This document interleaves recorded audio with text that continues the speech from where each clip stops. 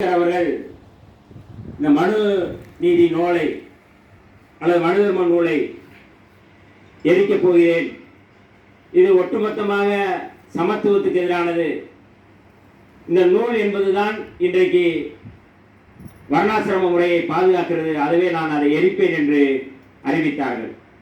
ஆனால் அவர் எரித்தது 1927 டிசம்பர் 25ஆம் தேதி. ஆனால் அதற்கு முன்பாகவே புரட்சியாளர் அம்பேத்கருடைய அந்த மனுதர்ம கோட்பாட்டை முன்வைத்திருக்கின்ற அந்த நூலை எரிப்போம் என்று முன்பே எரித்தவர், அதாவது புரட்சியாளர் அம்பேத்கருடைய அரசியலை ஏற்றுக்கொண்டு நானும் மனுதர்ம நூலை எரிக்கப் போகிறேன் என்று புரட்சியாளர் அம்பேத்கர் டிசம்பர் 25 எரிக்கிறார். அதற்கு முன்பு டிசம்பர் 4ஆம் தேதி குடியாத்தத்திலே எரித்தவர் தந்தை பெரியார் அவர்கள். புரட்சியாளர் அம்பேத்கர் அவர்களுடைய அந்த கருத்தியலுக்கு ஆதரவாக இருந்தவர் தந்தை பெரியார் அவர்கள்.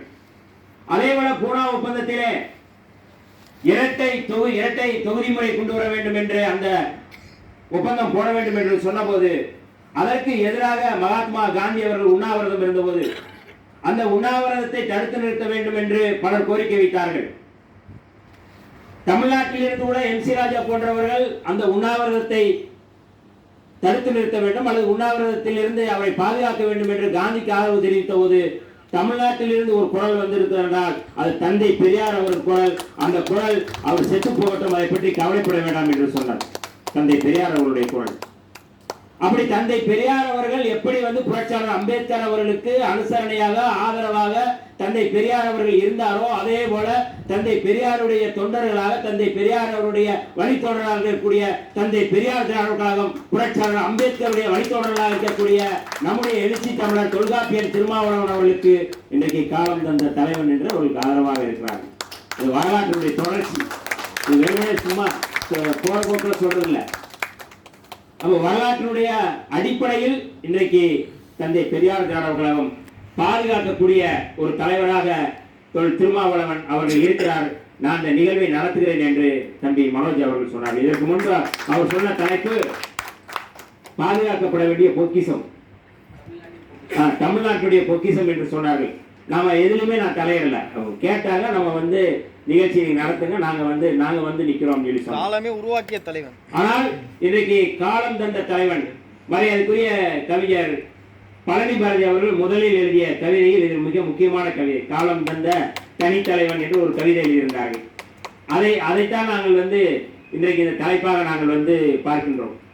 இன்றைக்கு பாரதிய ஜனதாவா இருக்கட்டும், RSS இருக்கட்டும், சங் பரிவார அமைப்புகளா இருக்கட்டும், விடுதலை சிறுத்தைகளை எழுச்சி தமிழர் தொல்காப்பியன் திருமாவளவன் அவர்களை குறிவைப்பதற்கான ஒரு வரலாற்று பின்னணி என்ன, அதற்கான காரணம் என்ன என்பதை மட்டும் நான் ஒரு 5 நிமிடத்தில் விளக்கினை முடிக்க விரும்புகின்றேன்.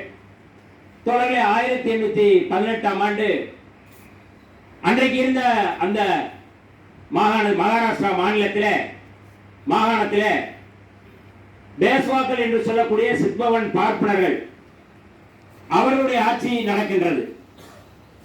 மராட்டிய சிவாஜிக்கு ஆதரவாக இருந்து மராட்டிய சிவாஜிக்கு ஆலோசனை வழங்கிய அவர்கள்தான் பேஸ்வாக்கள், அவர்கள்தான் சித்பவன் பார்ப்பனர்கள். மகாத்மா காந்தியை படுகொலை செய்த நாதராம் கோட்சேயினுடைய முன்னோர்கள் அவர்கள்தான் இன்றைக்கு முழுமையாக இந்தியாவில் ஆட்சி பீடத்தில் அமர வேண்டும் என்று இன்னைக்கு துடித்துக் கொண்டிருக்கிறார்கள். அப்படியே 1818 இந்த மிக முக்கியமாக பிரிட்டிஷார் ஒவ்வொரு நாடுகளாக ஒவ்வொரு பகுதியாக பிடித்து வரும் பொழுது அதை தடுத்து நிறுத்த வேண்டிய பொறுப்பு இருக்கிறது என்று எல்லோரும் போராடி கொண்டிருந்தார்கள். அப்பொழுது பேஸ்வாக்கள் மகாராஷ்டிராவிலே அவர்கள் ஆட்சியில் இருக்கிறார்கள். சிவாஜிக்கு அடுத்தபடியாக அவர்கள் ஆட்சியில் இருக்கிறார்கள். தொடர்ந்து அந்த படையிலே பேஸ்வாக்கள் படையிலே இருந்தவர்கள் மகர் ரெஜிமெண்ட் என்று சொல்லக்கூடிய மகர் படையணி. ஆனால் அந்த காலத்திலே அந்த பகுதியிலே அந்த மகர் மக்கள் புரட்சியாளர் அம்பேத்கருடைய உறவினர்கள் அல்லது அந்த சமூகத்தைச் சேர்ந்தவர்கள் கழுத்திலே கலயம் கட்டிக் கொள்ள வேண்டும், இடுப்பிலே துண்டு கட்டி அதை துணப்பத்தை வைத்துக் கொண்டு சுத்தம் செய்ய வேண்டும், அல்லது மிக மோசமாக அவர்கள் வெளியில எச்சில் துப்பக்கூடாது, இப்படியான அடக்குமுறை ஒடுக்குமுறை இருந்த பொழுது அந்த படையணியிலும் அவர் இருக்கிறார்கள். ஆனாலும் இந்த ஒடுக்குமுறை இருக்கின்றது. பிரிட்டிஷ் படை வந்து கொண்டிருக்கின்றது. பீமா ஆற்றங்கரையிலே இந்த பேஸ்வா படை இருக்கின்றது. மோதுகிறார்கள். மோதல் உருவாகிறது. திடீரென்று பேஸ்வா படைக்குள் இருக்கின்ற ஒரு 500 போராளிகள் அல்லது அந்த மலர் படையணியை சேர்ந்தவர்கள் திடீரென்று ஒரு முடிவெடுக்கிறார்கள். காலங்காலமாக இந்த சாதிய ஒடுக்குமுறையில் நாம் இருக்கின்றோம். இந்த மன்னர்கள் கேட்டால் அதை பற்றி கவலைப்படுவதில்லை. யார்? பேஸ்வாக்கள். இந்த ஒடுக்குமுறை, இந்த சாதிய ஒடுக்குமுறை, இந்த சமூகத்துக்கு எதிராக நடக்கின்ற இந்த கொடுமைகளுக்கு எதிராக இவர்கள் எதையும் கண்டுகொள்ளவில்லை. ஆகவே நாம் இப்பொழுது முடிவெடுக்க வேண்டியிருக்கிறது, நம்முடைய மக்களா இந்த மன்னரா என்று முடிவெடுக்கிறார்கள். திடீரென்று அந்த படையணி அப்படியே வந்து பிரிட்டிஷுக்கு ஆதரவாக நிற்கிறது. அந்த படையணி பிரிட்டிஷாரோடு சேர்ந்து பேஸ்வாக்களோடு மோதுகிறார்கள். பேஸ்வாக்களோடு மோதி பேஸ்வாக்களை வீழ்த்தி பிரிட்டிஷ் அரசு அங்கே அந்த ஆட்சியை பிடிக்கின்றது. தோழர்களே, இந்த மன்னராட்சியை எந்த இடத்திலே நாம் எதிர்க்கின்றோம்? நீ சாதியை பாதுகாக்கின்ற ஒரு அரசாக பேஸ்வாக்கள் இருந்தார்கள். பேஸ்வாக்கள் தான் இன்றைக்கு இந்தியா முழுக்க இந்த சாதிய கட்டமைப்பை பாதுகாக்க நினைக்கிறார்கள். அந்த படையணியை வீழ்த்திய ஒரு சமூகம் தான் மகர் ரெஜிமெண்ட் என்கின்ற தாழ்த்தப்பட்ட ஒடுக்கப்பட்ட சமூகம். அந்த சமூகம் அதனுடைய வரலாற்றினுடைய தொடர்ச்சியாக கடந்த 2018ஆம் ஆண்டு அது 200வது ஆண்டு விழாவை கொண்டாடுகிறார்கள்.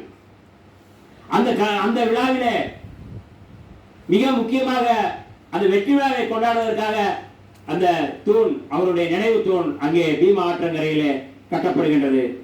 அதற்கு முன்பாக புரட்சியாளர் அம்பேத்கர் அவர்கள் அந்த இடத்திற்கு சென்று இந்த களத்திலே, இந்த களப்போரிலே பலியான வீரச்சாவடை அந்த போராளிகளுக்கு வீர வணக்கம் செலுத்துகிறார்கள். ஒரு வரலாற்று சம்பவம் அது. 2018 அந்த இடத்துல வீர வணக்கம் செலுத்த போன அத்தனை பேரையும் அடித்து தாக்குதல் நடத்தினார்கள். யார்? இந்து முன்னணியை சேர்ந்தவர்கள் அல்லது பஜ்ரங்களை சேர்ந்தவர்கள், RSS சேர்ந்தவர்கள், பாஜகவை சேர்ந்தவர்கள் அங்கே மகாராஷ்டிராவிலே மிக மோசமான தாக்குதல் நடத்தினார்கள். அந்த தாக்குதலை நடத்திவிட்டு சொன்னார்கள், இந்த பேஸ்வாக்களை எப்படி நீங்கள் வீழ்த்தினீர்கள்? அது இன்றைக்கும் எங்களுக்கு வலுவாக இருக்கின்றது.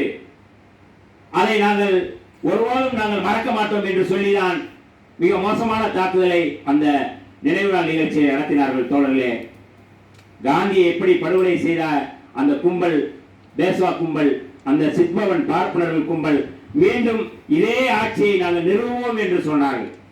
அந்த ஆட்சியை இந்தியாவில் நிறுவுவோம் என்று சொன்னார்கள். அவர்கள்தான் இன்றைக்கு இந்த ஆட்சியை நடத்தி கொண்டிருக்கிறார்கள். பேஸ்வாக்களுடைய தொடர்ச்சியாக பேஸ்வாக்களை வீழ்த்திய மகர் ரெஜிமெண்டுடைய படையணியாக இன்றைக்கு தமிழ்நாட்டில் விடுதலை சிறுத்தைகள் அந்த படையணி இன்றைக்கு இருக்கின்றது. எதற்காக இவர்கள் எதிர்க்கிறோம்? இந்த ஒடுக்குமுறைக்கு எதிராக, பார்ப்பன ஒடுக்குமுறைக்கு எதிராக, ஆரிய ஒடுக்குமுறைக்கு எதிராக, அவர்கள் முன்வைக்கின்ற வர்ணாசிரம சனாதனத்துக்கு எதிராக இன்றைக்கு இந்தியாவிலே தமிழ்நாட்டிலே சமரசம் இல்லாத ஒரு தலைவர் இருக்கிறார் என்றால் அவர் எழுச்சி தமிழர் தொல்காப்பியன் திருமாவளவன் அவர்கள். அவர்தான் இந்த களத்திலே எங்களை வழிநடத்தி வருகிறார்கள். இன்றைக்கு நாங்கள் சனாதனம் குறித்து பேசுகிறோம், சனாதன எதிர்ப்பு குறித்து பேசுகின்றோம், தமிழ் தேசிய அரசியல் குறித்து பேசுகின்றோம் என்றால் அதற்கு காரணம் ஒற்றை மனிதர், ஒற்றை ஆளுமை, ஒற்றை தலைவர், என்னுடைய தலைவர் எழுச்சி தமிழர் தொல்காப்பியன் திருமாவளவன் அவர். அந்த வரலாற்றை தான் இன்றைக்கு நேர் செய்ய நினைக்கிறார்கள். இன்றைக்கு மகாராஷ்டிராவிலே முதலமைச்சராக இருப்பவர் ஒரு சித்பவன் பார்ப்பனர் பேஸ்வாதான், தேவேந்திர பட்னாவிஸ். இந்தியா முழுக்க இதை நாங்கள் உருவாக்குவோம் என்று சொல்கிறார்கள். அதை அந்த வரலாற்றை நாங்கள் நேர் செய்ய முயற்சி செய்கிறார்கள். அப்படித்தான் அவர்கள் அறிவிக்கிறார்கள். அதை தடுத்து நிறுத்த வேண்டிய பொறுப்பு யாருக்கு இருக்கிறதோ இல்லையோ விடுதலை சிறுத்தைகளுக்கு இருக்கிறது என்கிற அடிப்படையில் தான் இன்றைக்கு நாம் இந்த ஆதிக்கத்துக்கு எதிராக நாம் போராடி கொண்டு இருக்கிறோம். எந்த அவதூறுகள் வந்தாலும் அதை பற்றி நாம் கவலைப்பட போவதில்லை. இன்றைக்கு தமிழீழ தேசிய களத்தில், விடுதலை களத்திலும் சரி, சாதி ஒழிப்பு களத்திலும் சரி, மிக நுட்பமாக ஒரு அரசியல்படுத்தப்பட்ட இளைஞர்களை, அரசியல்படுத்தப்பட்ட சமூகமாக தமிழ் சமூகத்தை மாற்றி வருகிறார்கள் நம்முடைய தலைவர் எழுச்சி தமிழர் தொல்காப்பியன் திருமாவளவன் அவர்கள். அவர் பாதுகாக்கப்பட வேண்டும். அந்த அரசியலை நாம் முன்னெடுக்க வேண்டிய தேவை இருக்கின்றது. நாம் அடுத்தடுத்த கருத்தரங்குகளில், அடுத்தடுத்த செயல்பாடுகளில், அடுத்தடுத்த கூட்டங்களில் நாம் இது முன்னெடுப்போம்.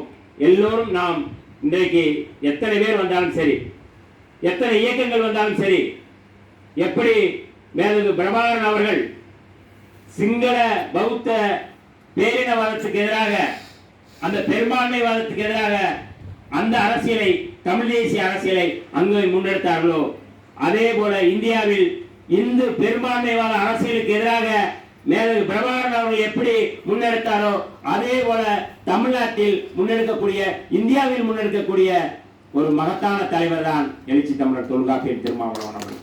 இன்றைக்கு நமக்கு இருக்கின்ற அரசியல் என்பது பெரும்பான்மைவாத அரசியலுக்கு எதிராக எப்படி அவர் பௌத்த பேரினவாத பெரும்பான்மைவாத அரசியலுக்கு எதிராக போராட்டத்தை தொடங்கினார்களோ, அப்படியான ஒரு பெரும்பான்மைவாத அரசியலுக்கு எதிராக தமிழ்நாட்டில், இந்தியாவில் நாம் முன்னெடுக்க வேண்டிய தேவை இருக்கிறது. இதுதான் மிக மிக முக்கியமானது. நீங்கள் எத்தனை அரசியலை, பார்ப்பன அரசியலை அல்லது சரணாசிரம அரசியலை, எத்தனை அரசியலை நீங்கள் முன்னெடுத்தாலும் அந்த அரசியலை உடைத்து நொறுக்கக்கூடிய வலிமை விடுதலை சிறுத்தைகளுக்கு இருக்கிறது. அதற்கான தலைமையை தாங்கக்கூடிய எங்களுடைய தலைவர் எழுச்சி தமிழர் தொல்காப்பியர் திருமாவளவன் அவர்களுக்கு இருக்கிறது. நாம் இணைந்து செயல்பட வேண்டிய தேவை இருக்கிறது. அதற்கான பணியை நாம் தொடங்குவோம் என்று சொல்லி வந்திருந்த அத்தனை தோழர்களுக்கும் நன்றியை தெரிவித்து விடைபெறுகிறேன். நன்றி, வணக்கம்.